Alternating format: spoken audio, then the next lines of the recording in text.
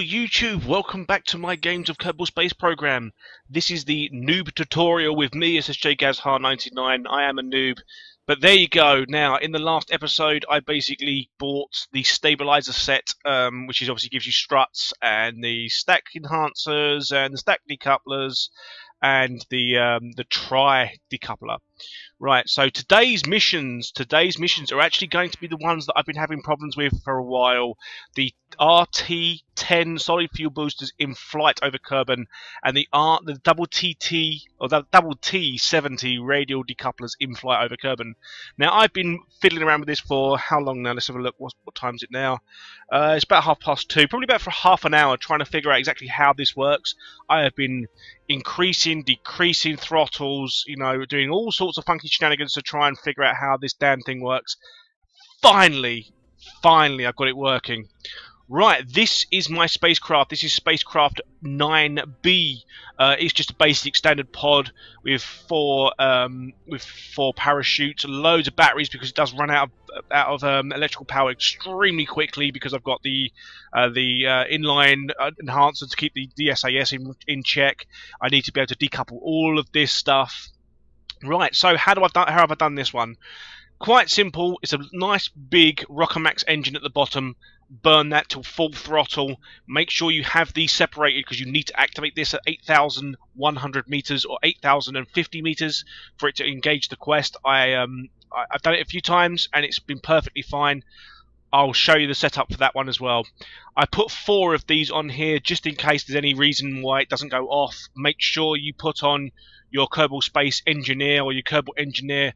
It's extremely important that you keep an eye on your speed, your delta V, and exactly how fast you're going, because if you don't, you will miss out on pretty much everything this quest asks for. Now, if you right-click on these engines, it gives you an option to do different things with the engines. If you right-click on this now, you can see I've put down the thrust limit to 33% and brought it down to 1.84 thrust to weight ratio, which means that it only burns at 33% power. The reason I've done this is because I was finding that when I got to the correct height, I was going way too fast, probably 3 times the speed I'm supposed to be going to complete the quest. So I had to really throttle this thing down, right down low. This one here is fine. Just burn it all the way to the end, decouple it, wait until you hit about 8,050 or 8,100 meters. Engage this engine, keep an eye on your speed, because if you go over the speed, these will not complete. So you've got to be very careful how you do this.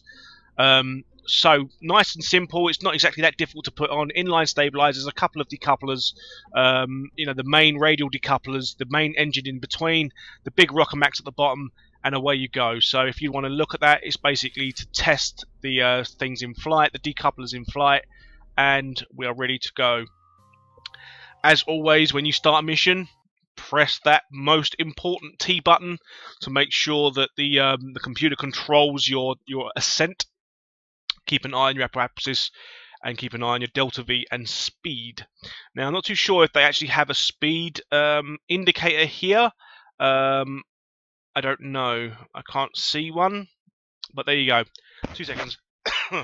Right, and launch. So basically, you want to keep an eye on your speed. So the best way I was doing this, I was basically doing it because I know that they work. So I just scroll down to make sure that the speed is in check. So I know that at 8,000 meters I need to decouple and burn, or decouple this as soon as it burns out. But I burn the secondary engine, the LV or the T10 at 8,000 meters is when I burn that. You got to keep an eye on this. You really got to keep an eye on this because this can make or break this mission, and it's probably spent probably 25 minutes just getting these decouplers right.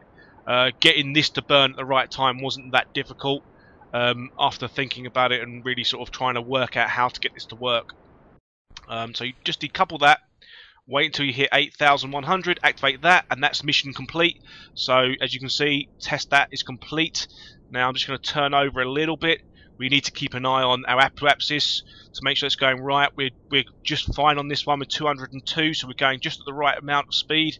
Apparatus is good. 15,000 meters app. We need to get to 23,600 meters in order to decouple the main nodules. More than enough battery power. Our speed's good, just hitting 300 meters a second. So we're doing good. We're doing good. We're up to 21,000 apoapsis. We should be well within course to complete this one. Again, this one has kept me back from doing this mission for a while now, because I haven't actually been able to complete it because I didn't know how to complete it. So there we go. Now we'll get the fourth check, activate the engines, bang, and a mission complete. So you can quite easily just turn around, decouple that. Let's fling this around. There we go. Lovely jubbly. Oh, he just nudged me. Lovely. And away it goes. I think I may have lost a couple of batteries there. Maybe. No, everything's looking good. So all we need to do is basically recover this craft, and away we go. So we're still going up a little bit. So let's speed this up so that I can start coming back down again. But nice and simple. That's pretty much how it works. You have to, it's a lot of trial and error, a lot of testing your engines, a lot of making sure that things are going exactly correct. Otherwise, you will basically foul again. That's pretty much what it is all about. It's about testing those engines, making sure you've got the right throttle density.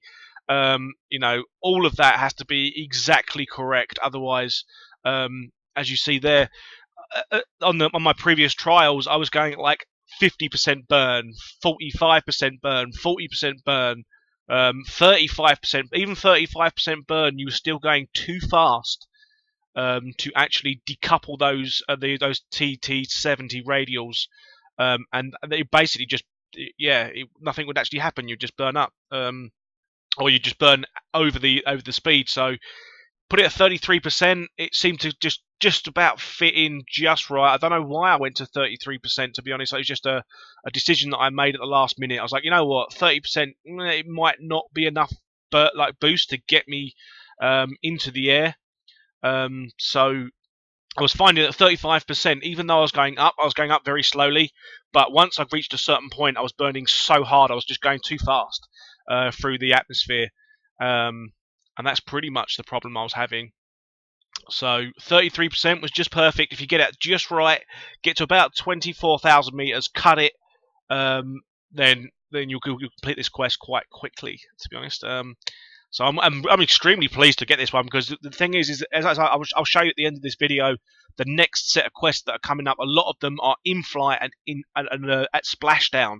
So you'll find probably the next couple of missions are going to be splashdown missions, where I'm just going to either fly off somewhere in a space plane, ditch my plane into the ocean somewhere, and activate the engines or activate whatever it is that they ask for when I eventually get into splashdown. So there's things like test the radial decouplers at splashdown, and test this stabilizer, and all silly shenanigans. So that is excellent, sweet, nice, and that is mission complete on that one. So thank God I've got that one complete. That took so long for me to complete that.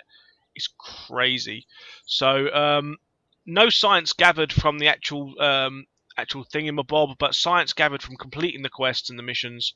So here we go. It's not a lot. It's only 14 science on one end and like 7 science on the other. So no science on this one. Wow, seriously? Oh dear. There we go. So that's basically that lot done. I haven't got enough to buy anything, so I'm just going to sit tight. And the next lot of missions, look, you got like what's this one? Huh. It's asking me to do that one again. That's interesting, I guess. The small gear bay in orbit around Kerbal. Oh, that's interesting. Right. Okay, so basically on the next missions, I'm probably going to try these ones here to test the basic jet engine landed at Kerbal. I want to start doing the jet engine stuff anyway. Test the hydraulic detachment manifold landed at Kerbal. I'm guessing that's going to be quite easy to do as well. So if you look here, look, test the Rockermax booster in flight over Kerbal. So now at least I know what I need to do to get this going, you know what I mean? So 11,000 to 12,800 meter activation at 120 to 320 meters a second. So that one can be a bit of an annoyance, but it should be okay. Test the Rocket Max 55 Radial mount liquid engines landed at Kerbal, so that one's going to be quite easy to do as well. And these are the ones I'm thinking of doing next. Is not this one, because this one again, it's not so easy to do. It's such a fine line at those speeds to actually activate those things. I'm going to have to do a bit of testing to actually get that done and ready to rock and roll. The splashdown ones, again, liquid fueled engine splashdown at Kerbal. Yeah, I'm not too sure you're going to do that one, because most of the time when you splash down, your engine will detach itself. So I'm not sure how that one's going to go. Again, the radial decoupler, I could probably do that in splashdown. I've just, like, fly over, detach, land, and then go for it. Again, look, test the Rocket Max in flight over Kerbal. So this one again, really high, really mediocre fast. You know what I mean? That's even tighter than the one we had before. So that one could be quite difficult. The Rocket Max in orbit around Kerbal, that's doable. I could do that. Yeah. That one again, I'm thinking about doing this one at some point soon. It's only 9 science. Like, that one gives me 41 science. That one gives me 9. So test a small gear bay. That one's going to be relatively easy to do as well. So, all right, that's the end of this mission, and you can see the quest that we've got available for the next video. So I'll get on to doing those, and I'll see you guys shortly. See ya.